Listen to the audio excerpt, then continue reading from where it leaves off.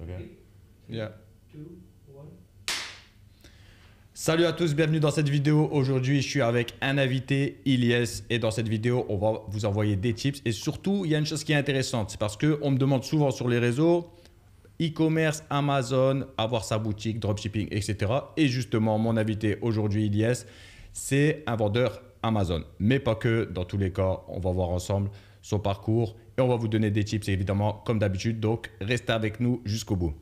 Ilyes, présente-toi, comment tu vas, t'es d'où, etc. Je t'en prie. Tout d'abord, merci Bachir pour ton invitation. Avec plaisir. C'est un honneur de participer à ce podcast avec toi et pouvoir répondre à l'ensemble des questions de ta communauté. Pour te décrire un peu mon parcours, hein, moi j'ai fait pas mal d'e-commerce, que ce soit du Shopify, WooCommerce ou directement avec Amazon. Ça fait combien de temps maintenant? Ça va faire exactement 3 ans que j'ai lancé mon premier site. Okay. Voilà, mon premier site e-commerce. Avant ça, j'étais ingénieur commercial dans une autre vie, mais voilà. L'e-commerce, ça va faire 3 ans et c'est une belle aventure que j'aimerais partager avec toi, ta communauté et le monde de TikTok. Et justement, toi, tu as commencé par quoi? Parce qu'aujourd'hui, je sais que tu m'as dit que tu étais vendeur Amazon. C'est pour ça que je me suis dit pourquoi pas faire un podcast. Ce serait pertinent pour les personnes qui me posent souvent les questions sur Amazon. Toi, tu as commencé directement avec du Amazon ou tu as commencé à faire tes propres boutiques? Quel business model? Moi, j'ai commencé par du Shopify. J'ai commencé directement par du Shopify parce que ça a été, on va dire, le truc le plus simple à monter. Plateforme de vente en ligne, j'avais un produit, simplement je n'avais pas d'expérience en termes de vendeur en ligne. Et Shopify, c'était la plateforme la plus simple pour commencer. Voilà. Et toi aujourd'hui, on va parler évidemment du business, hein, mais toi aujourd'hui, si je suis avec toi, c'est parce que on s'est rencontrés sur les réseaux. Ouais. Tu vis aussi à Dubaï. Exactement. Pourquoi tu es venu à Dubaï? Écoute, pour commencer. Très franchement, je pense pour les raisons aussi qui sont les tiennes, hein, le soleil, premièrement.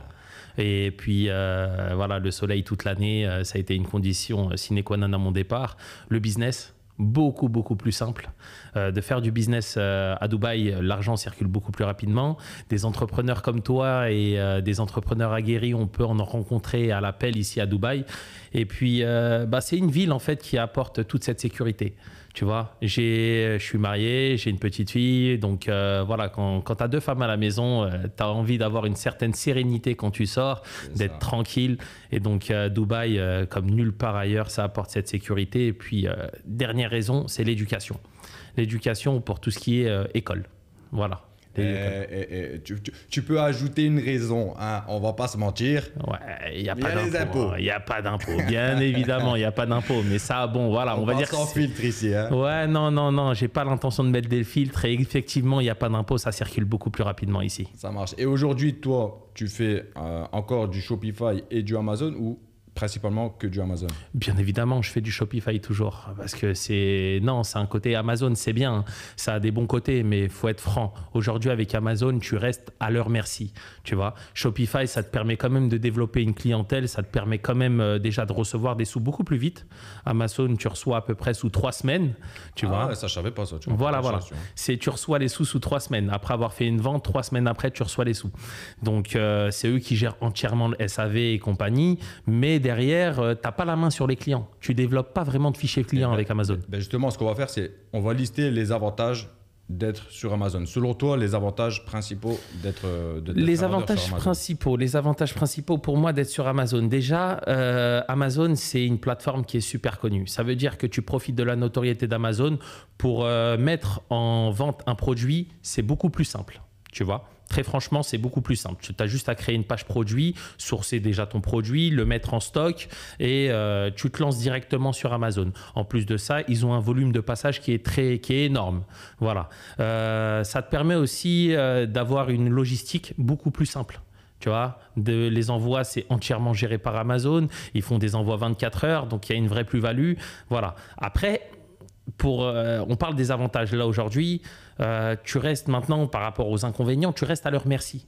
C'est-à-dire que les clients, c'est pas tes clients. Ça reste les clients d'Amazon. Ouais. Et ça, pour moi, c'est quelque chose que, on va dire que je garde en moi et je me dis, quand il y a un produit qui fonctionne bien, je fais direct un Shopify derrière. Voilà. C'est-à-dire que ça m'aide à tester un peu. Tu sors d'Amazon. Voilà, je préfère sortir d'Amazon. C'est une vraie plus-value de développer son portefeuille client, de pouvoir ensuite travailler sur des nouveaux produits avec. C'est une vraie plus-value. Donc Amazon, c'est bien, mais ça a des limites. Voilà. Et moi, je recommanderais principalement pour ceux qui se lancent de se lancer sur Shopify. Parce que y a l'une des raisons aussi qu'on n'a pas évoquées. Tu conseilles ça, mais par rapport aussi au budget. Parce que ce que tu as oublié de dire, et ce qui est logique, c'est que si tu veux être vendeur sur Amazon, ce que tu dois faire, c'est investir du stock. Énormément de stock. Exactement, tu dois investir même des si stocks. ce n'est pas énormément, il y a quand même ce côté investissement, donc forcément de rester avec des invendus. Exactement, parce que ma première expérience sur Amazon, bon, j'ai eu un produit qui a fonctionné, mais très légèrement. Mais la deuxième expérience que j'ai eue, je t'avais parlé des hijabs que j'avais fait sur Amazon, je m'en suis retrouvé peut-être avec 4-5 mois sans aucune vente dessus.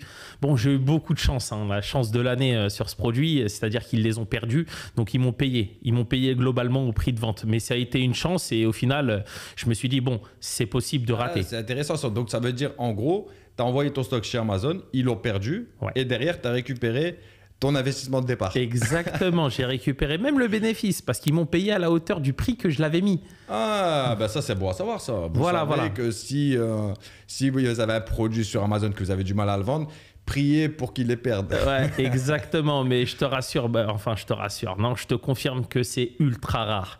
Donc j'ai eu une chance réellement très très forte. J'ai eu une chance très très forte sur ce produit et ça m'a permis moi ensuite de ne pas perdre d'argent et d'en faire malgré tout. Mais crois-moi, j'ai arrêté directement ces produits-là, produit-là. Clairement. Vu l'expérience que tu as eue. Et toi, selon toi, parce qu'il y en a beaucoup, ils posent la question, qu'est-ce qui fait la réussite d'un e-commerçant, quelqu'un qui se lance? Même dans l'entrepreneuriat en général, tu vois. Dans l'entrepreneuriat, pour moi, le maître mot, ça va être la résilience. Tu sais, parce que lancer des business, tu peux en lancer 1 million, voilà. Mais ce qui va faire un bon entrepreneur et quelqu'un qui va réussir, c'est le mec qui va être capable d'accepter les échecs et de se relever derrière. Je sais pas toi ce que tu en penses par rapport à ça. C'est ce que je me tue à dire souvent, c'est si vous n'êtes pas prêt à faire des erreurs, vous n'êtes pas prêt à entreprendre en fait. Clairement. Donc déjà, voilà pourquoi on parle souvent de mental. Moi personnellement, quand je me suis lancé, quand j'entendais les gens parler de mindset, mental c'est la même chose, d'accord, c'est la traduction en anglais. Quand j'entendais les gens parler de mindset, ça me saoulait, la vérité. Moi ce que je veux c'est faire de l'argent. Qu'est-ce que tu me saoules avec ton mindset, c'est une secte ton truc, c'est quoi? Mais en fait, si t'as pas le mental, c'est tout. Ouais. Quand on regarde les footballeurs, tu vois, ils font quoi dans les vestiaires? Ils travaillent leur mindset. Les acteurs, etc., ils font tous des erreurs. Mais les gens, quand ils veulent se lancer, ils débutent, ils n'ont rien à voir avec l'entrepreneuriat. Ils veulent que dès qu'ils se lancent, boum, ils explosent sans faire d'erreur en étant parfaits. Tu vois, ils visent la perfection. C'est bien de vouloir viser la perfection, mais si tu attends d'être parfait pour te lancer, tu ne vas jamais te lancer en fait. Tu as cité un exemple qui est clair et pour moi très précis, les footballeurs. Tu sais, il y en a beaucoup qui ont le talent, mais ce n'est pas les plus talentueux qui réussissent. C'est ceux qui ont la résilience, ceux qui vont répéter les efforts, ceux qui vont, on va dire, rien lâcher jusqu'au bout. Et la répétition des efforts. Dans le business, c'est la même chose. Pour réussir, pour moi, il faut déjà passer par l'échec. Parce que sans ça, si tu entreprends, forcément, tu vas échouer à un moment donné. Et quand tu vas échouer, comprendre pourquoi tu as échoué et redoubler d'efforts et recommencer. Recommencer sans répéter surtout les mêmes erreurs. Exactement, bien évidemment, t'apprends tes erreurs. Parce que moi, justement, moi, ce que je faisais au début, c'est que je répétais en boucle les mêmes erreurs. D'accord. Tu vois, moi, je me suis lancé en dropshipping, tu vois, en contrepartie de mon travail, etc. Et c'est pour ça que je parle beaucoup de la méthode du monoproduit, etc. sur mes réseaux. Ouais. C'est à chaque fois, je lançais le même type de boutique que tout le monde, en fait. Tu vois, je lançais le même type de boutique que tout le monde. Monoproduit sur les mêmes plateformes, Facebook, TikTok, ce que tu veux, etc. Et encore TikTok, non, c'était pas encore d'actualité. Et à chaque fois, ça ne marchait pas, j'arrêtais. Ça ne marchait pas, j'arrêtais, etc. Et je refaisais les mêmes choses. La même chose. Mais en fait, le truc, c'est que je me suis dit, arrivé un moment, il faut que je fasse différent de la masse. Parce que même si, et je le dis et je le répète, même si tu fais un monoproduit, d'accord, tu as ta boutique, Shopify, monoproduit, pour ceux qui ne savent pas, c'est une boutique avec un seul produit. D'accord, contrairement à multi-produit, c'est avoir plusieurs produits. Même si tu fais un monoproduit et que ça fonctionne, et tu es sur quelque chose, une tendance. Par exemple, on va prendre les hand spinners. Vous voyez les hand spinners, les trucs que tu mets sur les mains et qui tournent là. Imagine-toi, tu as lancé une boutique sur les hand spinners. Quand tu étais dans la vague de la tendance, si tu as lancé ça, magnifique, tu as brassé, tu as fait de l'argent. Exactement. Mais une fois que les hand spinners, ça s'est épuisé, tu fais quoi? Tu sais pas de quoi est fait le lendemain en fait. Tu vas recommencer, etc. Et la plupart des gens, surtout, ils sont dans mon cas, quand ils se lancent, ils veulent remplacer leur salaire. Ouais. Donc si derrière, tu fais de l'argent 2, 3, 4 mois et tu sais pas après développer la chose et que tu vas attendre la prochaine tendance, etc., c'est une source de stress. Pour moi, c'est pas du business. Tu vois. Je suis d'accord avec toi. Réellement, c'est très compliqué de se lancer dans ce sens-là. Après, comme je te l'ai dit, pour moi, être entrepreneur, réellement, comme je te l'ai dit, c'est de la résilience, c'est du travail acharné et se rendre compte aussi des erreurs qu'on fait. Tu vois, c'est compliqué de faire ce travail sur soi-même, de se dire, écoute, là, je suis bon dans ça, ok, mais je suis mauvais dans ça. Comment je peux faire pour améliorer, pour corriger le tir, tu vois? Et c'est là où tu dois faire, tu as dû faire, hein, et je pense que tu es passé par ce travail-là sur toi-même. Bien sûr, il faut être ouvert d'esprit, parce que si derrière, tu es têtu, tu penses que tu es le meilleur, tu n'acceptes pas la critique. Moi, par exemple, sur les réseaux, je demande aux gens, et même les gens que j'accompagne dans ma formation, je leur dis, dites-moi ce qui ne va pas. Pourquoi? Parce qu'il faut accepter la critique constructive, pas dire je suis le meilleur. Bien sûr, il faut être confiant, te dire je suis le meilleur, pas dire je suis une grosse merde, sinon tu tires une balle dans le pied. Tu vois, la plupart des gens, ça te bloque. C'est ça. Et la plupart des gens, le problème, c'est que tu vas leur demander leurs défauts, ils vont te faire une liste tout de suite. Mais si tu leur dis c'est quoi tes qualités, ils vont hésiter. Pourquoi? Parce que les gens, en fait, ils focus sur leurs défauts. Exactement. Ils concentrent toute leur attention sur la négativité. Mais comment tu vas aller vers la positivité, améliorer ta vie, si tu te concentres que sur tes défauts, que sur ce qui ne va pas, et tu es ingrat, tu n'es pas reconnaissant sur ce que tu as déjà. Bien sûr. C'est compliqué. Je suis d'accord. Je suis d'accord. Il faut se rendre compte de ses défauts et aussi capitaliser sur ses qualités. Tu sais qu'il y a un truc que tu fais bien, fais en sorte de le faire à fond. Tu vois. Après, il y a une chose, c'est que tu ne peux pas être bon partout. On ne va pas se mentir. Donc, il faut avoir aussi cette capacité, une fois que tu as généré ton argent, de déléguer. C'est la base. Bien sûr. Excuse-moi. Ce qui te prend la tête, tu le délègues. Ce qui te prend la tête et ce sur quoi tu n'es pas bon, tu le délègues. Et ce sur quoi tu es bon et tu sais et que tu maîtrises ton sujet, là, tu fonces dessus. Et encore, même, j'ai envie de te dire, même si ça ne te prend pas la tête, imaginons par exemple, tu as une boutique et ça te fait plaisir d'échanger avec tes clients, le SAV. Mais est-ce que ça a une plus-value? Non. En fait, tout ce qui a faible valeur ajoutée, qui ne peut pas faire monter ton business, par exemple, répondre à quelqu'un qui va te dire où est ma commande. Ça apporte pas de la valeur à ton business. Je suis d'accord. Donc ça, même si tu es bon, tu sais le faire, etc., perds pas ton temps. Il faut que tu focuses sur le fait de faire du marketing, de lancer des pubs, etc., de tester de nouvelles choses, de faire grossir ta boîte. Donc répondre à 20, 30, 50 emails, je sais pas, par jour, ça va pas t'aider à développer ton business. Au tout début, quand même, pour moi, le SAV, il faut avoir un peu l'œil dessus, sans forcément le gérer. Pourquoi? Ça va t'aider à avoir des retours de ce que tu fais mal, justement. Ce qui va te permettre d'améliorer ton offre et d'améliorer ton site, tout ce que tu fais mal. Et ensuite, tu pourras justement viser plus juste et que tes pubs soient de plus en plus efficaces. Parce que c'est les retours des clients, les premiers retours. Mais une fois que ton business il est bien lancé, que tu sais, on va dire que tu as optimisé au maximum ton produit et tes ventes, à partir de là, tu scams. Mais le truc, c'est quoi? Tu scales, tu veux dire? Tu scales, excuse-moi, tu scales. Non, tu scales, excuse-moi du terme. Tranquille. Mais en fait, justement, la chose, c'est que même si tu as délégué ton SAV, je vais vous donner un tips, là, notez bien, j'y ai pensé et c'est très intelligent. En fait, oui, une fois que tu as compris un peu les besoins de tes clients, ce qui ne va pas, ce que tu peux améliorer dans ta boutique, un autre axe d'amélioration, c'est comment savoir ce que les clients cherchent.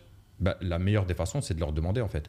Donc par exemple, déjà c'est la base, si vous ne faites pas d'email marketing pour la relance par exemple de panier abandonné, vous asseyez sur de l'argent clairement. Mais ce qu'il faut faire, c'est tu vas faire une segmentation, tu vas faire des relances par email 1 jour, 2 jours, 3 jours, etc. Et tu vas faire un segment que les personnes que malgré tes 3, 4 ou je sais pas 4 emails par exemple de relance de panier abandonné, ils n'ont pas converti. Ce que tu vas faire, tu vas cibler ces personnes-là que malgré la relance par email, ils n'ont pas acheté dans ta boutique et là, tu vas leur envoyer un questionnaire. Tu fais un Google Forms, c'est gratuit et tu leur dis, je sais pas, tu fais un texte, tu t'aides de l'intelligence artificielle ou autre. Nous sommes en gros tétristes qui n'ont pas acheté chez toi, etc. Et par souci d'amélioration de notre entreprise, nous serons reconnaissants si vous prendriez 30 secondes pour répondre à ce court questionnaire totalement anonyme, etc. Et il y en a énormément de personnes qui répondent. Donc il y en a, ils vont dire par exemple, je voulais acheter ce produit mais il était trop cher. Je trouve que votre boutique ne met pas assez en confiance. J'ai vu ça. Et derrière, en fait, toutes ces informations, c'est une mine d'or. Et ça, je le fais et c'est magnifique. Ça vous aide tout simplement à savoir ce qu'il faut améliorer dans votre boutique.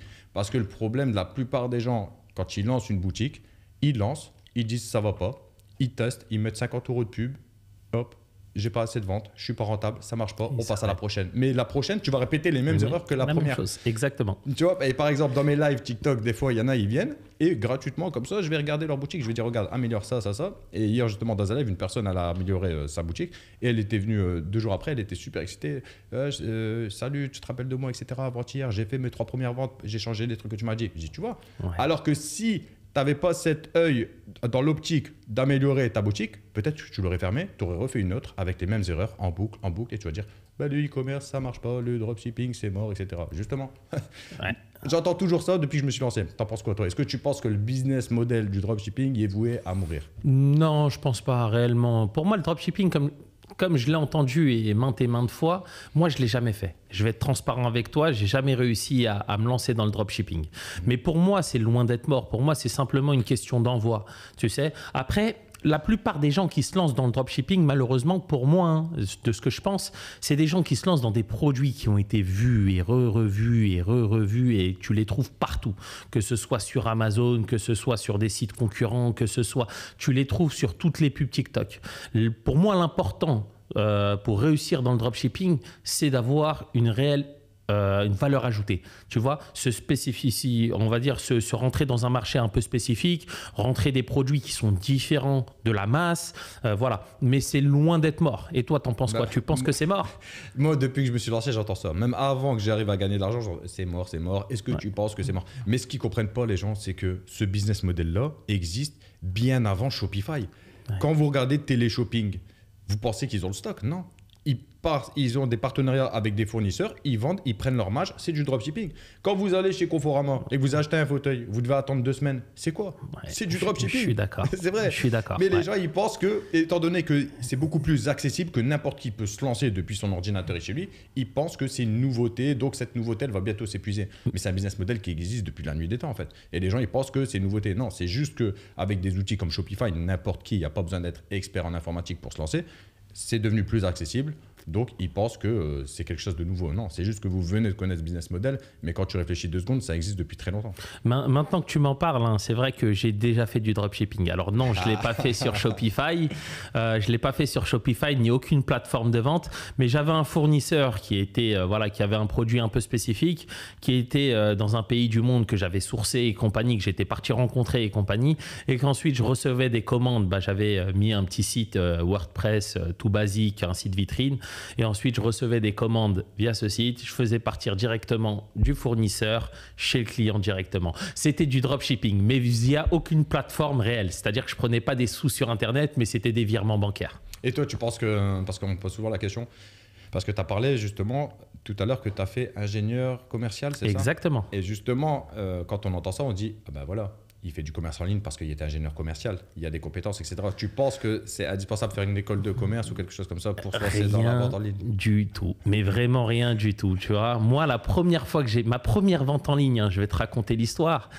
Tu sais, la première fois que j'ai entendu la sonnerie Shopify, j'ai dit merde, ça fonctionne cette connerie. Oui. Tu vois, parce que moi, j'étais obligé de passer des heures au téléphone avec mes clients que je devais visiter, que je devais voir. C'était des clients qui avaient des grosses boîtes, donc forcément, c'était de la vente à forte valeur ajoutée. Mais je devais passer énormément. Le cycle de vente, c'était du 3 à 6 mois.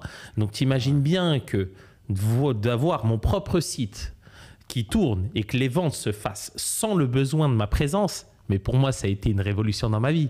C'est là où j'ai tout compris. Je me suis dit, mais merde, qu'est-ce que je suis en train de perdre mon temps à parler avec des clients au téléphone alors que les mecs, ils viennent sur mon site, je fais en sorte de donner tout le descriptif et tout se fait automatiquement. Mais c'est une folie. Et c'est là où j'ai découvert, je me suis dit, mais en fait, les gens font de l'argent en dormant. Et c'est comme ça que ça se passe. Et oui, il faut faire de l'argent en dormant, sinon, il y a une phrase, je crois, c'est Warren Buffett qui l'a dit. Il a dit, si tu trouves pas le moyen de faire de l'argent en dormant, tu vas travailler jusqu'à ta mort. Ouais. C'est réel, en fait. Mais tu sais, la première sonnerie Shopify qui résonne dans ton oreille, c'est là où tu comprends que c'est possible. Voilà, c'est tu ça. vois, en fait, ça brise une barrière. Mais de ouf. La question que tout le monde se pose, ouais, mais est-ce que ça marche vraiment? Quand tu fais ta première vente, tu dis, en fait, si j'en ai fait une, je peux en faire 1000, je peux en faire 10 000, etc. Tu vois? Mais c'est là, ça t'ouvre la porte. Et souvent, il y en a, ils se posent la question de est-ce que ça peut fonctionner pour moi? Mais moi, je réponds toujours ça à cette question. Comment tu vas le savoir si tu ne testes pas? En fait, la plupart des gens, ils sont là, ils essayent pas, ils n'osent pas, ils portent pas leur courage. On va parler, on va parler proprement. Très calmement. Ils portent pas leur courage, ils ont peur, ils se posent 1000 questions, ils demandent des questions à leurs proches qui n'ont jamais entrepris. Ouais. Et ça, je le dis souvent, j'aime bien faire cette métaphore. C'est si tu es malade, tu vas voir un médecin, tu veux un meilleur corps, tu vas voir un coach. Mais pour gagner de l'argent, tu vas demander à des gens qui sont fauchés ou qui n'ont jamais entrepris. C'est vrai. Je suis d'accord. Et derrière, ils se rassurent derrière ses excuses. Oui, mon cousin ou mon grand-père, il m'a dit que je pense pas que ça pourrait marcher. Donc, tu peux pas obliger les gens à avoir la même vision que toi. Mais ça veut dire en fait leur vision négative de ton idée, de ton rêve. Elle fait en sorte que ça t'a poussé à prendre une décision pour ta vie qui est négative. Tu ne vas même pas essayer et après tu vas laisser les années passer et tu vas regretter. Je suis d'accord. Mais je vais être transparent aussi. J'ai des amis très proches de moi qui sont extrêmement intelligents. tu sais, qui ont le business dans la tête, qui savent exactement comment construire un business plan, qui savent exactement comment sourcer des produits, utiliser la data et compagnie. Des choses que je ne maîtrise pas totalement ou que je ne maîtrisais pas totalement. Tu sais, forcé de avec le temps, je m'y suis mis, tu vois. Mais ils ne sont jamais passés à l'action. Et c'est ce qui va différencier un entrepreneur justement d'un mec qui est capable de te faire des business plans. Exactement. C'est l'action. Tu sais, moi j'ai été toujours un peu bête et me disant bah vas-y fais. J'ai toujours été pressé et eu le feu au cul d'essayer les choses. Mais tu as eu raison parce que c'est sur le tas que tu apprends. C'est comme ça. C'est ça. C'est comme ça. Déjà sur le tas, formez-vous. Parce que c'est vraiment super important de se former, tu vois. C'est d'apprendre des choses et de se dire, OK, ben ça, c'est des choses que je vais garder toute ma vie, tu vois. Il y a des formateurs capables de t'apprendre, il y a des vidéos capables de t'apprendre. Après, il faut toujours essayer et ensuite se former en parallèle. Tu te formes et tu essayes et tu fais. Tu te formes et tu passes à l'action. Voilà, merci. Ça, c'est intéressant ce que tu dis parce que justement, en fait, le fait de chercher de l'information, c'est bien. Tu vas la regarder sur YouTube, tu vas lire des livres, tu vas développer ton mindset, etc. Mais le problème de la plupart des gens, qu'est-ce qu'ils font ? J'appelle ça je ne vais pas dire le mot entier, mais de la mastu, tu as compris la suite, de la mastu mentale. Pourquoi ? Compris. Parce que les gens, ils lisent, ils sont motivés, ouais, super, ouais, je vais faire, je vais réussir, ceci, cela, ah, c'est comme ça qu'on fait ça, super. La plupart des gens, en fait, ils ont les informations qu'il faut, mais le problème, c'est la mise en action. L'action. Ils ne font pas les choses parce qu'ils ont peur. Mais une fois que tu te lances, c'est comme, moi je les vois comme un enfant qui est tout en haut d'un toboggan et qui a peur de se lancer. Mais une fois que tu te lances, ça va tout seul, ça glisse. Tout simplement. Et après, tu apprends sur le terrain, tout simplement. J'ai parlé de différents business à plein d'amis à moi, des connaissances, des cousins, qui m'ont demandé de les accompagner. Je les ai accompagnés un peu pour les aider et compagnie. J'ai pris un peu de temps sur mes business et tout. Mais sur 10 personnes que j'ai accompagnées là-dessus, il n'y en a pas un qui s'est lancé. Eh bien, j'ai une question. Est-ce que tu les as fait payer ?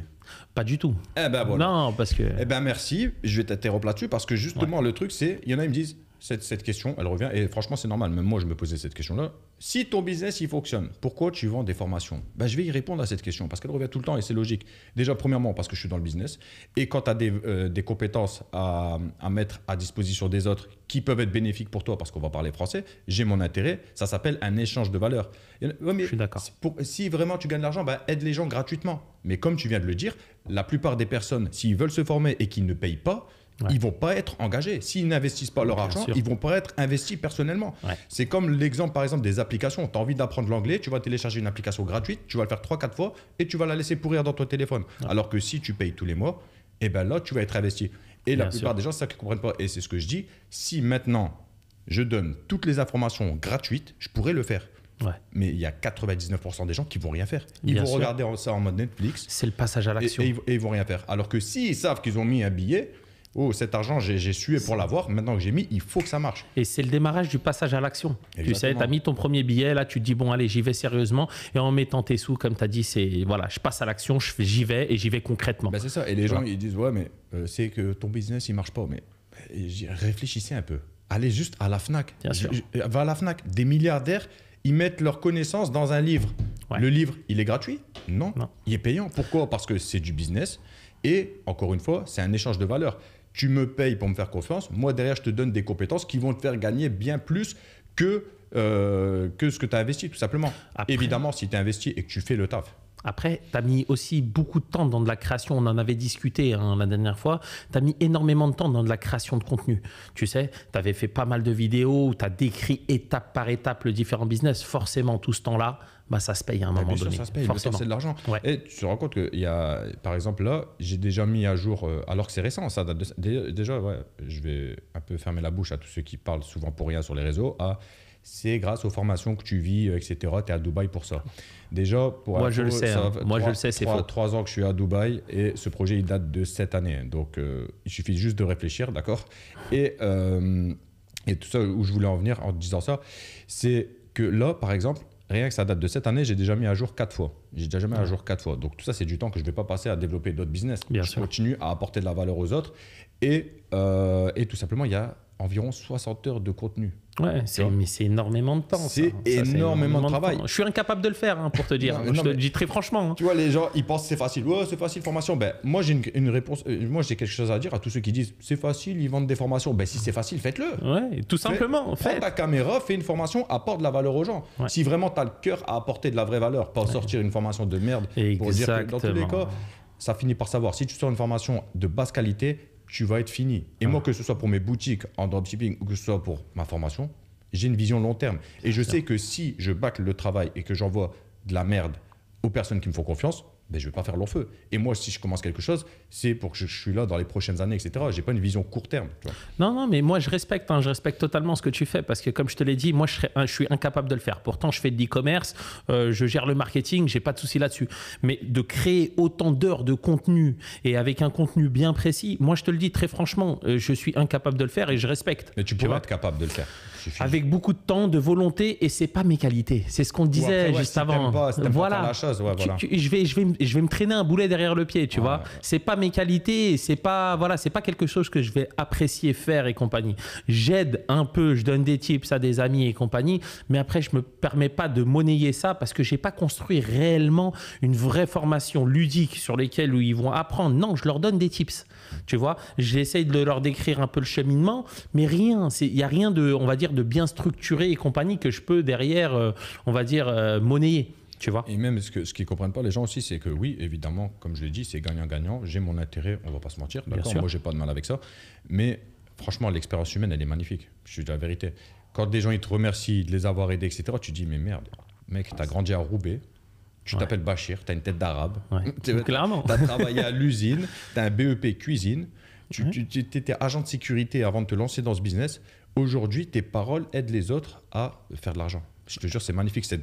Cette gratitude que tu as, ce sentiment, il est indescriptible, la vérité. Bien sûr. J'ai même pas les mots.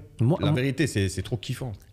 Mais je suis d'accord, mais moi j'ai vu tes précédents podcasts. C'est ce qui m'a poussé à t'envoyer un message et te dire bon bah écoute, je suis sur Dubaï, je fais de l'e-commerce, viens on se rencontre. Je te le dis très franchement parce que tes discours m'ont inspiré. Tu vois, sinon je l'aurais pas fait, j'aurais pas perdu mon temps entre guillemets à aller voir une personne qui m'a. Mais à force de regarder ton podcast, tes différentes vidéos et compagnie, je disais mais je suis totalement d'accord avec ce que tu racontes. Donc en vrai, ce serait peut-être pourquoi pas intéressant parce que je pense qu'on partage un peu le même quotidien dans des business différents, des marchés différents, mais on partage un peu le même quotidien. Et il y a un côté, qu'est-ce que tu en penses toi, de ce côté, entre guillemets, de fait d'entreprendre devant un ordinateur et si tu n'es pas entouré des bonnes personnes, tu es seul dans ta chambre devant un PC. Ça, c'est un côté un peu négatif. Hein. Tu vois, parce qu'on parle des bons côtés de l'entrepreneuriat, tu es libre, tu fais ton argent, etc. Mais on va parler aussi des côtés négatifs.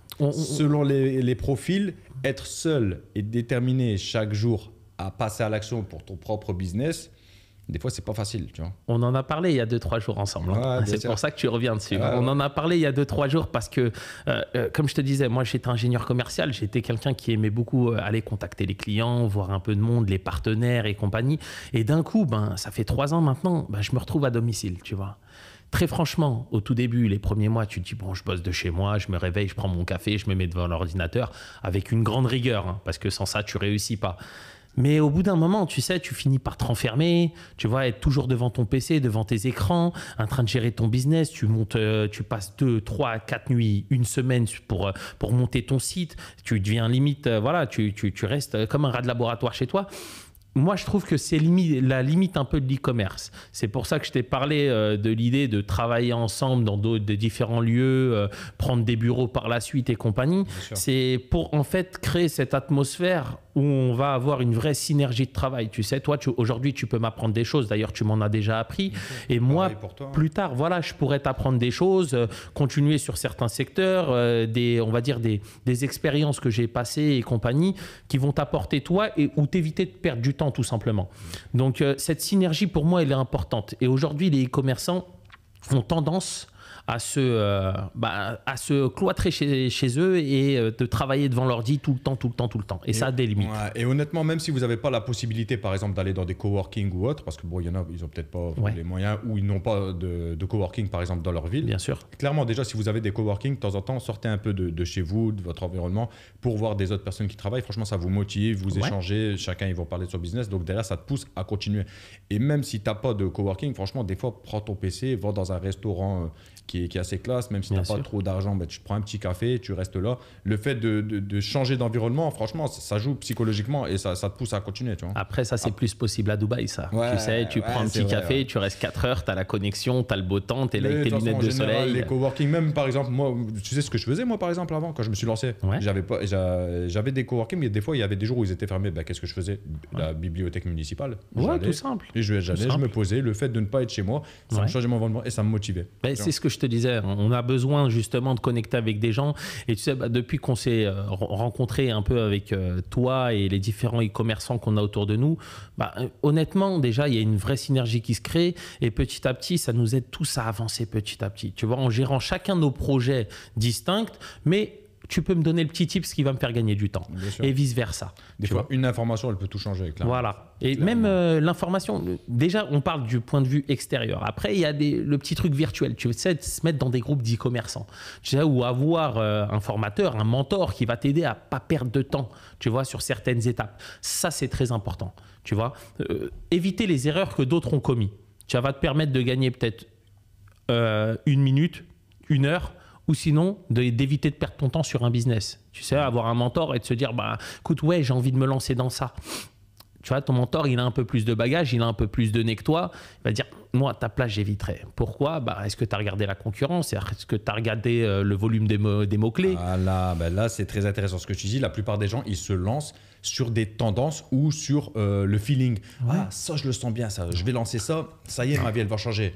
Mais c'est ce que je dis aux personnes. Il y en a, ils me disent, donne-moi un produit. Mais ce que vous ne comprenez pas, c'est qu'il y en a, ils se cassent la tête à chercher le produit gagnant, le produit gagnant, le produit gagnant. Je ne dis pas que ce n'est pas du tout important d'avoir un produit gagnant. Mais un produit gagnant peut ne pas l'être dans quelques semaines. Ou la chose aussi à savoir, c'est un ingrédient parmi la recette du succès. C'est ça que ne comprennent pas les gens. Tu as le produit, c'est bien. Mais si tu as le produit et que ton site est dégueulasse, tu ne vas pas faire d'argent. Mais clairement. Si tu as le produit, mais que ton site, ça va, il est propre, mais que derrière, tes pubs, tu fais n'importe quoi, tu ne vas pas faire d'argent non plus. C'est toute une recette. Voilà, c'est une recette. Et ce qui ne comprennent pas les gens, c'est qu'en général, bien sûr, tu vas trouver. Moi, personnellement, je ne vais pas te mentir, j'investissais pas, par exemple, pour être accompagné, être formé ou autre, je cherchais des informations sur YouTube. Combien de temps tu as perdu ? Et de l'argent. Et de l'argent, bien sûr. Parce que c'est vrai qu'on parle de résultats, mais clairement, d'ailleurs, je vais faire une vidéo là-dessus. Je pense que je vais montrer mes pertes parce que c'est bien beau aussi de parler de j'ai gagné, j'ai fait de l'argent, etc. Ouais. Mais je vous montrerai aussi des pertes que j'ai fait par exemple sur Google parce que, comme je dis, Google, c'est magnifique, j'en parle souvent, mais c'est une entreprise qui est là pour ton argent. Donc derrière, si tu ne sais pas gérer bien l'outil, ton argent, elle va partir en fumée. Bien sûr. Et moi, j'ai déjà perdu des sommes. Même encore mois dernier, il y avait une campagne que j'avais oublié d'optimiser parce que ça, c'est une chose que je ne délègue pas clairement parce que je gère bien. Okay. Et j'avais laissé trop tourner. Et je crois que j'ai dépensé 600 € sur une campagne et j'avais fait, je crois, 7 ventes à perte totale. Mais c'est pas grave. Parce que justement, il y a une chose que les débutants, ils oublient quand ils lancent des pubs. Ils se lancent avec 20 €, 30 €. Ils ont dépensé 30, 40 €. Ah, j'ai pas fait de vente, ça marche pas, je coupe. Mais ce que vous comprenez pas, c'est que quand vous payez les régies publicitaires, il se passe quoi ? Tu es en train de payer l'algorithme de Google par exemple ou de Bien Facebook, sûr. Etc.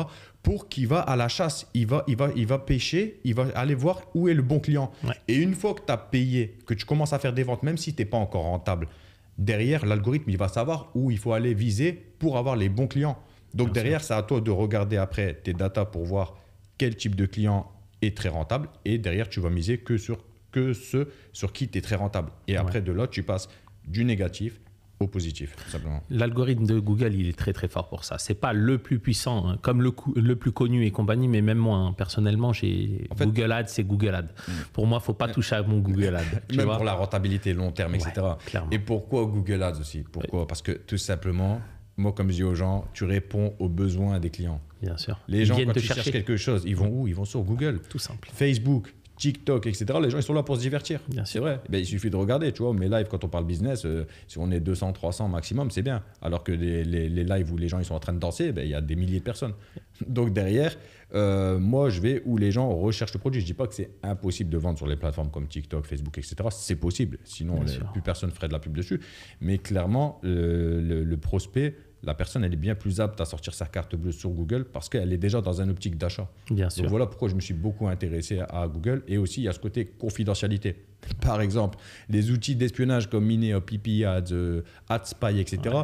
Pour ceux qui ne connaissent pas, en fait, c'est tout simplement des sites internet qui vont te dire quelle pub est en train de cartonner sur quelle régie publicitaire. Mais pour Google Ads, ils ne le disent pas. Ils ne savent pas. Mais oui, qui a envie d'être exposé à ses concurrents directs ? Pas grand monde. Moi, personnellement, ça ne m'intéresse pas. Voilà pourquoi je fais quand même un peu de pub sur les autres plateformes, mais majoritairement, c'est Google Ads. Ouais, le client vient de chercher. De toute façon, c'est ça. Il vient chercher un produit dont il a besoin. Donc, pour moi, Google Ads, c'est le top du top. Et il faut travailler aussi un minimum sur référencement naturel parce que sinon...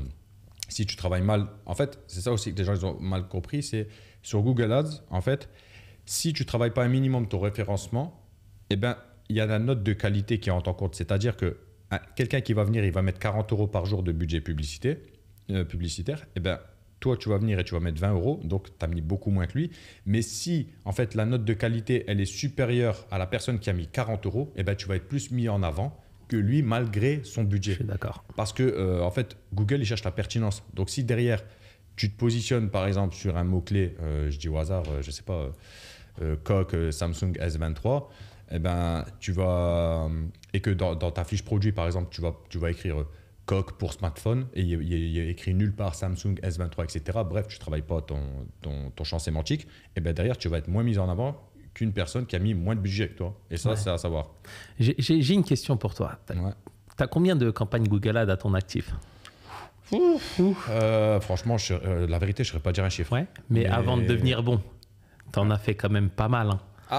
Ouais, j'en ai fait, franchement, j'en ai fait plein. Franchement, de dire, mais en fait, attention, justement, ça me pose la question aussi, est-ce que tu fais une campagne par produit? Parce que tu parles de multi-produits. Non, je ne fais pas une campagne par produit. Par exemple, si tu fais sur le réseau shopping, tu peux très bien, par exemple, mettre une catégorie de produits. C'est bien de mettre avec un ROAS cible assez similaire, d'accord? Et tu vas lancer, par exemple, 10 produits directement dans une campagne shopping. Ou tu vas lancer, par exemple, une dynamic search, c'est-à-dire sur les réseaux de recherche, là où le texte est écrit, et ben, tu vas lancer pour que tout simplement, quand quelqu'un il tape un mot-clé en rapport avec ce que tu vends, et ben, ça s'affiche. Donc, tu n'es pas obligé de faire une campagne par produit. Sinon, imagine-toi, si tu as 70 produits, tu vas lancer 70 campagnes, c'est pas la peine, en vérité. Et aussi, je conseille, excuse-moi, vas-y. Ouais, vas-y. Non, moi, je vais changer de sujet parce que là, j'ai un truc qui me vient en tête depuis quelques temps là et j'aimerais que tu m'en parles un peu, tu vois. Vas-y, dis-moi. TikTok Shop. Est-ce que tu penses que ça va tuer le dropshipping ou pas? On me pose cette question, elle n'arrête pas de revenir, mais ça va rien tuer du tout. Parce que c'est simple, il suffit de regarder. Pour l'instant, il n'est pas encore en France, par exemple. Bon, on dit la France, mais n'oubliez pas que le e-commerce, déjà, c'est mondial. Mais on va parler de la France, parce qu'en général, c'est les francophones qui nous regardent. En France, TikTok Shop n'est pas encore là, mais il est déjà présent en Amérique. Eh bien, c'est simple. TikTok Shop en Amérique, il y en a, ils font des milliers, des millions, etc. J'ai vu ça. Mais justement, va regarder les sites en dropshipping sur Shopify. Est-ce qu'ils ne continuent pas à brasser? Ils continuent à faire leur argent. Bien sûr. Donc, ça ne va rien tuer du tout. Et aussi, une autre chose. TikTok, dans le monde, c'est, il me semble, 1 milliard, je crois, d'utilisateurs. C'est énorme. C'est un truc de ouf. Mais il ne faut pas oublier qu'on est plus de 80 milliards sur cette planète. Ouais, c'est... Donc, juste ça ne va jamais tuer, en fait. À chaque fois, on parle de est-ce que TikTok Shop, est-ce que Temu, est-ce que Wish, est-ce que ceci, à chaque fois. Mais on est 6 milliards sur cette planète. 6 milliards. 80 millions en France, 6 milliards sur cette planète. 80 millions, j'ai confondu. 6 milliards, j'ai dit 80 milliards. 80 millions en France. Donc, 6 milliards sur la planète. Ouais. Et ça fait 1/6 quand même qui consomme du TikTok. Hein. C'est énorme. Hein. Et pareil, j'ai envie de te dire, tous les produits qui existent ne vont pas être forcément adaptés ou adaptables, par exemple, à TikTok. Clairement, bien sûr. Parce que clairement, si tu fais du TikTok Shop, il va falloir faire quelque chose qui touche la masse ou si tu es super niché, aller taper dans... Ça, par contre, c'est pas mal. Ce qu'ils font, c'est que les créateurs de contenu, ils peuvent faire de l'affiliation, ils sont payés à la commission. Donc ça, c'est top. Ouais, ça, c'est ouf. Ça c'est vraiment un bon délire. Ouais. Donc, moi, à la rigueur, je dirais c'est pas mal de s'y intéresser. Mais clairement, déjà, il y a des conditions. Hein. Si vous voulez faire en mode de dropshipping, TikTok Shop, livraison en 10 jours ou 15 jours, tu vas pas pouvoir. Ouais. Parce qu'ils ont des conditions. Ils vont te bloquer, je pense, à un moment donné. Donc, à un moment, il faut que la livraison elle est assez rapide. Donc, encore une fois, il y a ce côté investissement de stock. Ou, encore une fois, il n'y a pas que la Chine pour le dropshipping. Tu peux très bien, par exemple, trouver un fournisseur dans ton secteur, dans ta ville, dans ta communauté, et t'arranger avec lui, faire un partenariat, tout simplement pour vendre ses produits avec ta marge bénéficiaire. Et c'est gagnant-gagnant. Tu lui fais des ventes et derrière, toi, t'encaisses. Ok. Et tu penses que le dropshipping, c'est meilleur que Amazon FBA? J'ai envie de te dire, c'est toi qui es mieux placé pour y répondre. Moi, je connais un peu. Moi, personnellement, en fait, on me pose souvent cette question. Est-ce que Amazon FBA, c'est mieux que...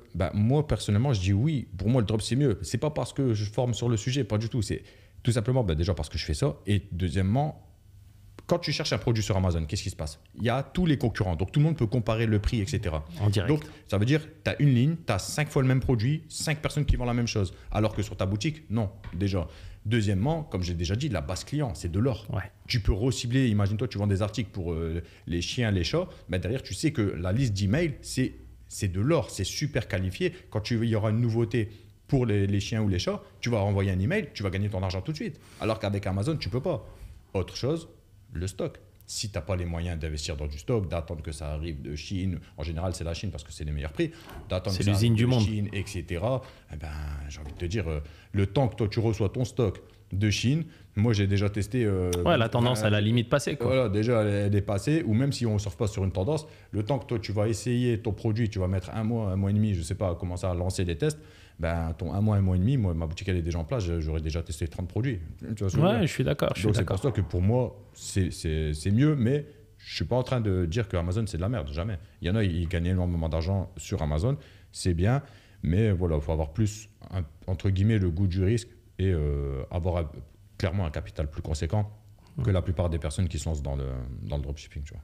Ouais, je suis d'accord. Après, Amazon, ils ont la force principale d'Amazon, c'est la livraison en 24 heures. Ah, la livraison et aussi le trafic. Ça. Ouais, et le trafic. Ils font passer, il y a du fort taux de passage, tu vois. Après, tu as la main sur rien avec Amazon. C'est ça le problème. C'est vraiment ça l'unique problème que moi je constate et qui me fait dire que quand un produit marche bien, allez, passe sur ton Shopify derrière. J'ai aussi entendu que sur Amazon, des fois, il y en a, ils vont envoyer le produit alors qu'ils l'ont utilisé, ils l'ont cassé ou autre, et derrière, c'est un peu le client qui est roi. Tu confirmes ça ou pas? Je suis d'accord. Bah, des fois, je reçois des retours d'Amazon, hein, tu sais, des retours de clients chez Amazon et compagnie qui ensuite me sont renvoyés directement dans mon local. Mais il est utilisé, le produit, je ne peux plus rien en faire et compagnie. Et le client, il l'a utilisé, je ne peux plus réellement, j'ai plus la main. Et lui, il est remboursé, tout simplement. Mais pourquoi dans ton local? Parce que c'est Amazon qui envoie ou c'est toi qui gères l'envoi? Non, moi, j'ai quand même un local parce que je fais du physique aussi. J'ai plein de business, hein, je te l'ai dit. J'ai plusieurs business. Mais le truc, c'est quand il y a un retour sur Amazon, ça retourne dans leur dépôt, logiquement. Ça retourne d'abord dans leur dépôt. Ils regardent si le produit est revendable ou non. Et ensuite, s'il n'est pas revendable parce qu'il a été utilisé, s'il n'est pas revendable même en seconde main, parce que Amazon maintenant fait du seconde main aussi. Ils proposent des prix plus accessibles et compagnie en prenant, on va dire, un produit déjà utilisé. Donc voilà, s'il n'est pas, on va dire, en condition d'être revendu, à partir de là, il te le renvoie directement chez toi. Et je te le dis, hein, pas plus tard que ce matin, j'ai reçu 4 de mes produits. Là, tu es un peu dégoûté, tu vois, je te le dis très franchement. Mais aussi, moi, je trouve qu'il y a un truc qu'il faut se mettre dans la tête, quel que soit le business. Dans ta tête, il faut toujours avoir une marge de perte. C'est logique. Il ne faut pas penser que tu vas te lancer dans le commerce et que tu auras zéro perte. C'est comme dans un magasin physique. Il y en a, ils vont rentrer dans le magasin et ils vont aller dans les rayons, ils vont voler un article. Et derrière, ça fait partie de la perte. Donc derrière, si tu es prêt à gagner, tu es prêt à perdre. Exactement. Si tu te dis, il ne faut pas que je perde un centime, si tu es trop attaché à ton argent, c'est pas bon. Ça reste intéressant, hein. Sinon je ne ferais pas Amazon non plus, hein. Qu'on soit bien d'accord. Hein. Ça reste intéressant. Il y a quand même, on va dire, des bonnes qualités. Le fait de gérer un peu la logistique. Ok, j'investis dans des stocks, la mise en place pour leur envoyer. Des fois, ils mettent parfois 2 à 3 semaines à les rendre actifs. Voilà. Mais ça, quand même, ça génère un volume de vente. Ça génère quand même certains revenus. Et des fois, je vais être transparent aussi. Des clients, des produits qui n'ont pas marché sur Shopify, ont marché sur Amazon parce qu'ils ont rencontré leur clientèle sur Amazon. Après, moi, je dirais toujours, quand un produit marche sur Amazon, va sur Shopify et fonce. Sinon, j'ai entendu que Amazon, ils peuvent s'amuser à te piquer en fait ton idée du produit quand tu vois qu'il cartonne. C'est une folie. Mais ça, c'est même pas que Amazon. Parce que je vais te dire, aujourd'hui, il y a des logiciels comme Jungle Scout et Helium 10 qui traquent tes produits. Alors oui, tu peux, via certaines combines, les masquer et compagnie, mais ils traquent tes produits. Ils déclarent le nombre de ventes, ton chiffre d'affaires, limite ton bénéfice. Mais c'est une folie. C'est intéressant ce que tu dis là. Si justement quelqu'un a envie de se lancer sur Amazon, quel outil tu trouves indispensable à utiliser justement pour commencer à faire sa recherche, essayer d'analyser quel potentiel pour quel produit, pour avoir une idée tout simplement. Quelqu'un qui a envie de se lancer maintenant sur Amazon et qui n'a aucune idée. Quel outil tu lui conseilles? Jungle Scout directement. Jungle Scout, pourquoi? Parce que c'est toute la data d'Amazon. Ça va t'aider, entre guillemets, à sourcer tes produits. Moi, je ne source pas mes produits via ça parce que j'utilise très très mal la data qu'ils vont me donner. Par contre, lorsque j'ai une idée, lorsque j'ai un peu, on va dire, mon flair d'entrepreneur, je vais le valider par de la data.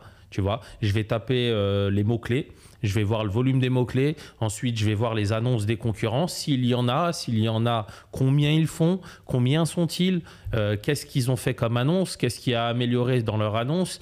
Il y a plein de choses à voir, mais forcément, il faut que tes idées, ton flair soit validé par de la data. C'est comme un peu pour Shopify et Google. Forcément, tu ne vas pas te lancer à l'improviste, tu vas regarder un peu les volumes des mots-clés, tu vas regarder un peu sur SEMrush, qui est un outil aussi que j'utilise.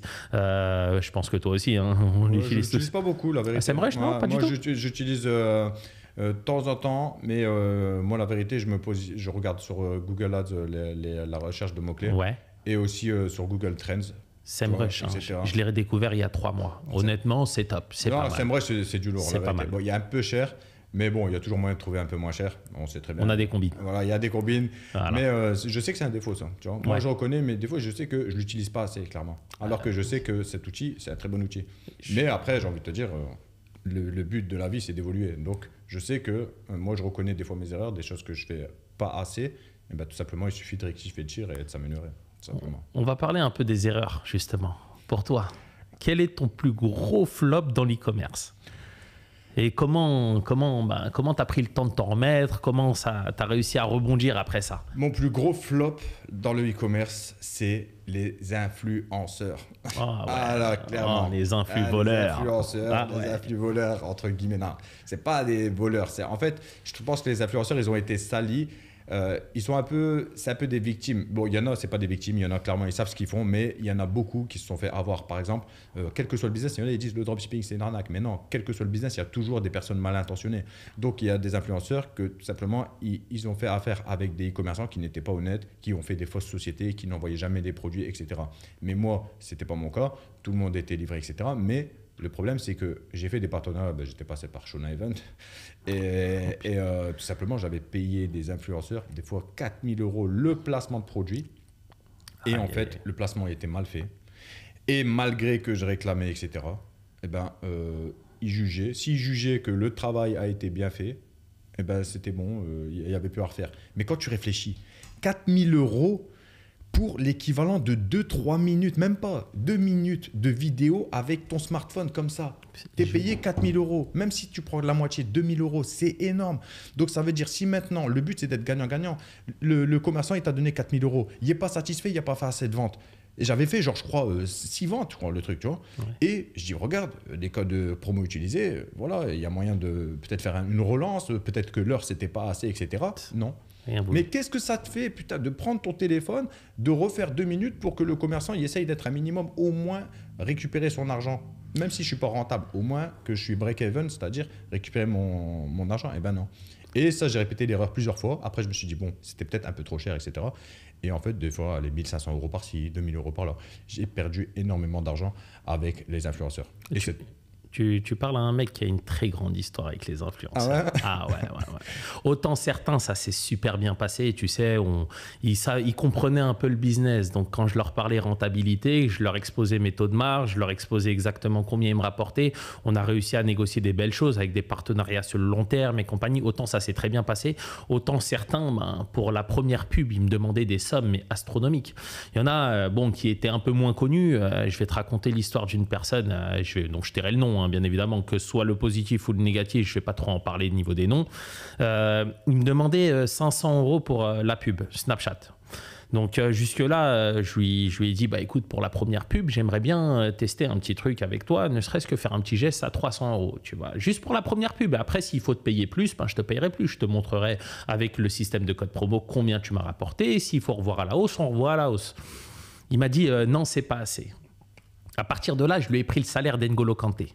Et je lui ai réduit à 1 minute parce que ça va être réellement ce qu'il va me donner. C'est 1 minute d'une vidéo avec un script que je lui aurais donné mais qui n'aurait absolument pas respecté parce que maintenant j'avais pris l'habitude avec eux. Je leur envoyais un script avec des petites choses à dire, rien d'inimaginable, que de la vérité. Je ne leur demandais pas de mentir, je leur demandais simplement de mettre des avantages.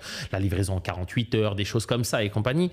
Mais déjà, le script, il n'était pas respecté. Ensuite, par rapport à cette histoire-là, il me demandait 500 € et il ne voulait pas baisser, tu vois, pour la première pub. Et derrière, je lui ai réduit le salaire d'N'Golo Kanté. Je lui ai dit, à la minute, N'Golo Kanté, il touche 275 €. J'ai réduit, 11 millions, c'était 11 ou 10 millions à l'époque. Bref, je l'ai réduit à la minute, ça faisait 275 €. Je lui ai dit, mais t'es qui, toi ? Qu'est-ce que tu as fait dans la vie à part participer à une ou deux télés et en montrer plus que les autres? Donc, N'Golo Kanté, la minute, elle est payée à 275 € par Ouais, c'était quelque chose comme ça avec les contrats pubs ou un truc comme ça. Mais j'avais regardé son truc sur Internet et compagnie. Toi, tu lui as fait la comparaison. Toi, tu me demandes pour 500 € pour une minute. Mais t'es qui? Je lui ai dit, mais N'Golo Kanté, Coupe du Monde, tout ça, ok, à la rigueur. Quelle stratégie de négociation. Mais toi, t'es qui? Je lui ai dit, t'es qui? Je lui ai dit, mais c'est pas entendable ce que tu me demandes. Je lui ai dit, c'est un test en plus que je te demande. Je te demande pas, parce que moi, je suis la personne qui dit, bon, tout travail mérite salaire. Tu vois, si tu me rapportes, il n'y a pas de souci. Ça me fait plaisir de te payer plus. Tu vois, on est dans une relation gagnant-gagnant. Il y a forcément un équilibre qui se trouve. Mais là, le mec ne voulait rien entendre parler pour 200 € de remise ou même une petite négo. Fais un geste, même si tu ne vas pas à 300, dis-moi à 400. Non, c'est 500 ou rien. Non, je lui ai dit, bah écoute, salut, ça m'aurait évité tous les problèmes. Et j'avais des associés. Dans son ego quand tu lui as dit t'es qui, toi. Mais en fait, c'est ça le problème, c'est que toi, et en général, la plupart des gens normaux, on a cette vision gagnant-gagnant. Moi, je te donne de l'argent, le but, c'est que moi aussi, j'en gagne derrière. Logique, tu vois. Le business. Mais en fait, il y a trop d'influenceurs. Ouais. Je pense que ce qui leur arrive aujourd'hui par rapport à la France, etc., c'est mérité. Il y en a plein, c'est mérité. C'est mérité. Bien sûr. Parce qu'à la fin, le commerçant, il vient, c'est le but de s'en sortir, etc., de nourrir sa famille. Mais toi il n'y a pas gagnant-gagnant. Toi, c'est gagnant pour moi. Ouais. Il n'y a que moi qui gagne. Moi, je veux gagner. Toi, tu es sûr de gagner. Mais derrière, il y en a trop qui en ont rien à foutre que tu viens de le payer 1000 balles en fait, quand tu réfléchis, c'est vrai que les sommes, elles sont énormes. Donc 1000 balles pour prendre ton smartphone et faire 2 minutes maximum de vidéos. Mais pour la plupart, ils n'ont pas de talent. Ils en montrent plus que les autres. Ils montrent des parties de chez eux, des parties de leur corps, des parties de... Bref, ils en montrent plus que les autres. C'est à la rigueur, il y en a un, c'est un humoriste. Il y en a un, c'est... Voilà, à côté de ça, par contre, il y a des influenceurs avec qui j'ai travaillé et je ne veux pas cracher sur tout le monde, tu vois. Parce qu'il y a des influenceurs qui ont été très carrés, qui comprenaient le business, avec qui je leur ai exposé une vraie stratégie sur lesquelles on a travaillé pendant très longtemps et que je les recommande. Ça veut dire que si par la suite, moi, il y a eu des personnes qui m'ont dit ouais, j'aimerais bien faire une stratégie d'influence et compagnie, voilà, si ton produit est en corrélation, je te dis vas-y, va avec lui. Lui, déjà, il te rapporte beaucoup de vues, en plus de ça, il te rapporte des ventes, en plus de ça, c'est quelqu'un qui comprend. Si tu lui exposes une bonne stratégie avec un plan sur le long terme, il va t'accompagner pour faire gonfler ta marque. Tu vois. À côté de ça, voilà, il y a des bons influenceurs, que très très peu. Oui, bien sûr. Voilà. Je ne dis pas que tous les influenceurs, c'est des coquilles vides, ils ne servent à rien, ils connaissent rien en business. Il y en a qui sont intelligents et ils sont professionnels. Mais la plupart, j'ai envie de te dire, ça fait 3 ans que je suis ici, tu en as vu pas mal qui se sont barrés d'ici. Pourquoi ? Parce que tout simplement, ils ont profité de l'âge d'or de l'influence, 2018, ils se faisaient des 100 000 € par mois, etc. Mais pour le paraître, ça allait chez Gucci, chez Louis. Aucune gestion financière. Et à la fin, quand la réalité les a rattrapés, ils n'ont pas eu le choix que de se barrer, tout simplement. Et quand tu n'as pas de talent, un jour, ça se sert. Mais bien sûr. Tout simplement. Comme il y en a beaucoup qui rêvent d'être influenceurs, mais pareil, ça pour moi, ce n'est pas un business stable sur le long terme. Parce que tu dépends des marques qui vont donner de la pub, etc. Donc, oui, il y a la monétisation, TikTok, etc. Mais en général, c'est pas super stable, tu vois. Bien sûr. Dépendre de placement de produits, tu tiens sur un fil, en fait. Bien sûr, à part si tu as un talent. Voilà. Si tu as un talent que tu mets en avant, tu fais rire les gens, tu conseilles les gens. Voilà, il faut avoir une ligne de conduite, tu sais, avoir une communauté que tu vas développer, que tu vas orienter qui va te suivre et ça va être un vrai noyau dur et qui va durer sur le temps. Mais si tu n'as pas de talent et que tu veux te lancer dans de l'influence, laisse tomber. Moi, clairement, si je serais influenceur, je prendrai l'adresse email de mes followers. Comme ça, je sais que si demain ton compte il saute, il est piraté ou autre, voilà. un email, tu récupères tout le monde. Inscrivez-vous, tac, et puis hop là, ma base de données, elle est là. C'est très important. La plupart, ils ne le font même pas. Ouais, dès qu'ils perdent leur compte, c'est fini. Dès qu'ils perdent leur compte, ils sont en train de pleurer. Ils demandent la force à l'un, à l'autre, qu'après, ils ne les calculent plus parce qu'ils se disent je vais te donner la force, mais tu vas me rapporter quoi ? La plupart des gens, c'est ça. C'est par intérêt. Tu vois.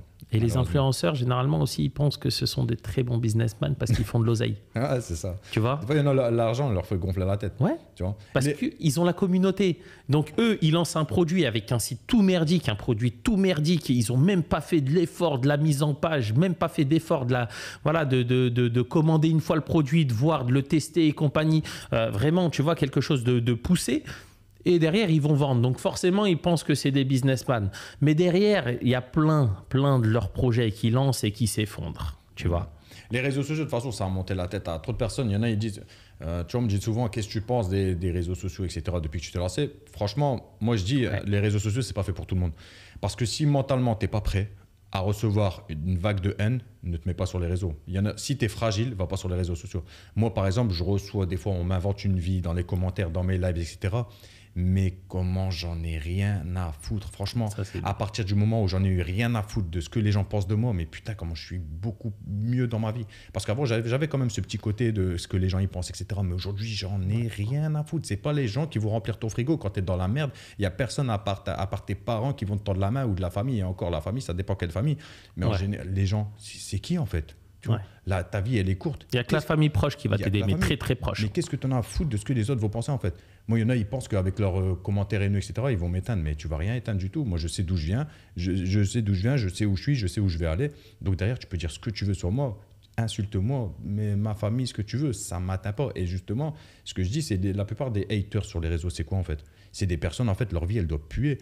À quel moment tu vas dire, je vais prendre mon téléphone et je vais aller insulter quelqu'un qui est dans un live? C'est la frustration. Ta vie, elle doit être dégueulasse, en fait. Tu vois. Donc, derrière, ils se sentent seuls et ils ont besoin d'attention. Donc, leur seule façon en fait, d'avoir de l'attention, c'est d'aller tout simplement provoquer des gens. Comme ça, tu vas lire leur pseudo, tu vas leur répondre et ils vont se sentir vivre. Mais moi, des fois, on me dit, bloque les haters. Mais non. Vous n'avez pas compris. Merci les haters. Vous me donnez de la force parce que vous commentez. Ouais. Et si vous commentez, vous faites de l'interaction dans mes réseaux. Donc derrière, c'est un bon point pour l'algorithme. Et ils savent pas par quel sacrifice tu as dû passer pour en arriver là. Hein. Mais oui, mais c'est pour ça que moi, derrière, continue à parler. Merci. Donnez-moi des hasanettes aussi. Exactement. Pour ceux qui comprendra qui pourra. Même ceux qui parlent mal sur moi, mais c'est tout bénéf pour moi. Moi, c'est pas grave. Allez-y, continuez. Tu vois. Et toi, une dernière question. Parce qu'on va bientôt se laisser. Si tu devrais donner un conseil pour une personne qui voudrait se lancer, allez, vu que c'est ton activité, qui voudrait se lancer sur Amazon, un seul conseil. Un seul conseil, déjà, c'est passe à l'action. Déjà, premièrement, passe à l'action, achète des stocks, fais du vrai sourcing produit, prends le logiciel, que ce soit Helium 10 ou Jungle Scout. Moi, je ne connais pas trop Helium 10, mais Jungle Scout, c'est pas mal. Donc, voilà, passe à l'action, prends les logiciels qu'il faut, achète, tente. Par contre, vas-y petit, tu vois. Tu commences avec 10, 20 quantités, tu testes et ensuite tu commences. Déjà, juste passe à l'action. Crée une annonce, une belle annonce avec des belles photos et compagnie. Fais les mots-clés, la bonne recherche des mots-clés avec un beau texte pour décrire ton annonce et compagnie. Réponds à toutes les questions probables de tes clients. Et surtout, quand ça marche, mais quitte Amazon, va sur Shopify. Aussi simple que ça. Tu le laisses sur Amazon, c'est très bien, mais derrière, va sur Shopify. Va choper ta clientèle sur Shopify ensuite. Et se former pour toi, c'est indispensable? Mais bien sûr, mais tu es obligé. Tu es obligé de former et je continuerai à me former. D'où l'optique de rencontrer d'autres e-commerçants et compagnie parce que j'ai besoin de me former au quotidien. Tu sais, il y a des choses auxquelles j'ai peur. Tu vois, de rentrer dans des domaines, j'ai peur de me lancer dans un truc et je dis, il faut que j'y aille. Mais ça, c'est certaines personnes vont me dire, par exemple, pour me lancer sur TikTok Ads. Moi j'ai eu beaucoup de freins, tu vois, parce que j'ai rencontré un e-commerçant qui s'est lancé sur TikTok Ads et pour lui, ça marchait un peu et compagnie. Il m'a montré un peu 2-3 combines, je me suis lancé. C'est l'importance aussi d'avoir un réseau autour de soi. En fait, faut être un éternel élève. En fait, comme je dis, des fois, on me critique quand je parle de l'école, mais j'ai pas dit que l'école, ça sert à rien. Mais l'école, elle nous apprend une chose essentielle. Elle nous apprend à apprendre. Et la plupart des gens, tu leur poses la question, ça fait 10 ans que tu as quitté l'école, qu'est-ce que tu as appris depuis que tu as quitté l'école? 95% des gens, ils vont dire rien. Même pas une langue, même pas un truc pour évoluer personnellement dans ta vie de couple, dans l'éducation, ce que tu veux. Ils apprennent rien, les gens. Donc derrière, ton cerveau, ça devient un chewing-gum et tu t'étonnes que derrière, tu n'évolues pas. Donc, il faut toujours apprendre. Et aussi, il y a une différence par contre entre l'école et la vie active, c'est que à l'école, tout simplement, on te donne une leçon et après on te teste sur cette leçon. La vie, c'est l'inverse. C'est on te teste et après tu apprends la leçon de ça. Et après, à toi de rectifier le tir. Clairement. Tout simplement évoluer toujours. Mais il faut continuer à apprendre en continu.